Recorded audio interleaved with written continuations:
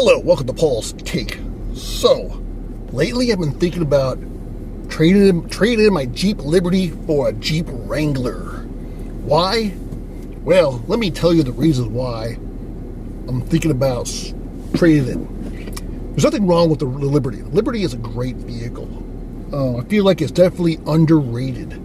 It drives well, handles great, has the same four-wheel drive system as the Wrangler Sports. It's got a four-wheel drive high, four-wheel drive low. It's got brake assist, traction control.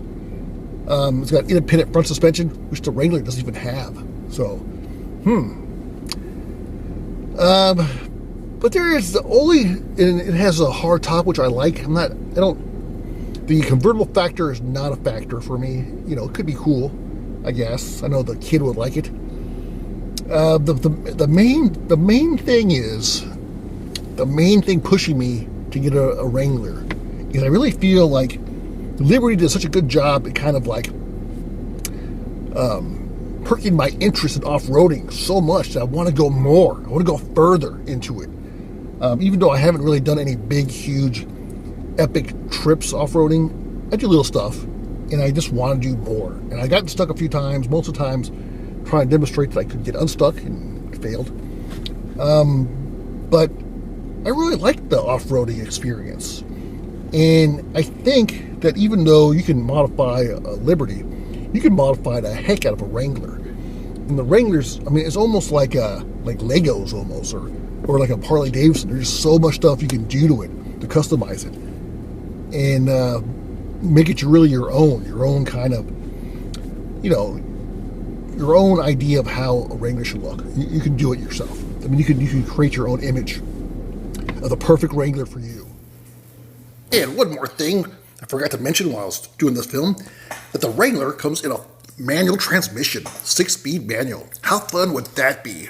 That would be a blast, I believe. And I don't want the huge giant tires. 33-inch tires I think would be fine. For me, I don't think I really want to go any bigger anytime soon. I mean, if I end up moving to Utah or something, I change my mind or go to Colorado. But I'm on the East Coast, and it's a little aggressive for me. Plus, it's going to be my daily driver, so I still want some reasonably decent gas mileage. I know a Wrangler's not good gas mileage, but I don't need to go out of my way to make it that much worse. So I think 33-inch tires would be fine, and you can't really get that on a Liberty. I mean, you could if you want to modify the heck out of it, but then you need like real skills to do it. I can get a basic Wrangler Sport and just slap on some 33s. They'll just fit. I don't have to do any kind of modifications at all to drive train or cutting or standing off or edging out part of the body of the vehicle. So I like that fact of it. And also, like, I have a winch, but I can't really mount it to my Liberty. But to get a bumper for a winch on a Wrangler, it's like $250. So a lot of them already have one on there. But even if it doesn't, I'd almost rather not. I kind of want to get a blank slate, a Wrangler that's just like bare bones. That way I can customize it myself from scratch. And yes, I can pretty much find one nearly perfect. But where's the fun in that? And also they say that the ones that are probably in better conditions are the ones that are stock. Because once you start modifying them, that means, for one, potentially they're not modified right, or that might mean they actually take it off-roading. It might be rough on it. Who knows how they treat it. So sometimes it's better just to get a blank slate. If you get one that's bone stock, which I'll get a used one. I'm not going to buy a new one. They're crazy expensive. Even the used ones are crazy expensive. So, but I don't know. I might be able to dangle one out if I got some friends or something, dealerships, that maybe they'll hook me up with a deal. I don't know. But what do you think? Should I get the Wrangler or should I keep the Liberty?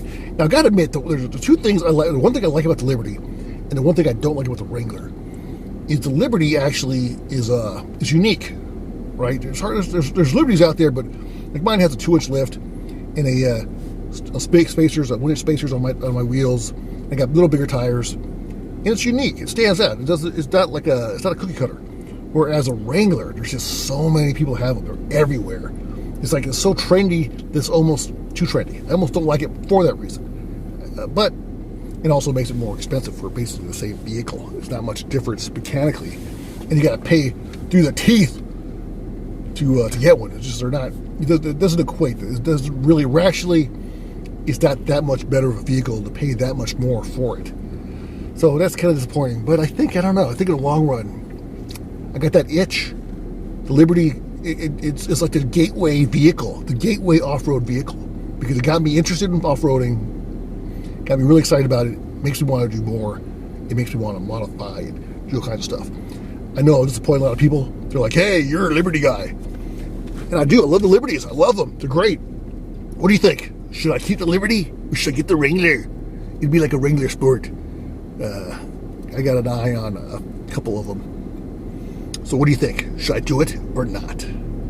Let me know in the comment box. Thanks for watching. Pulsing.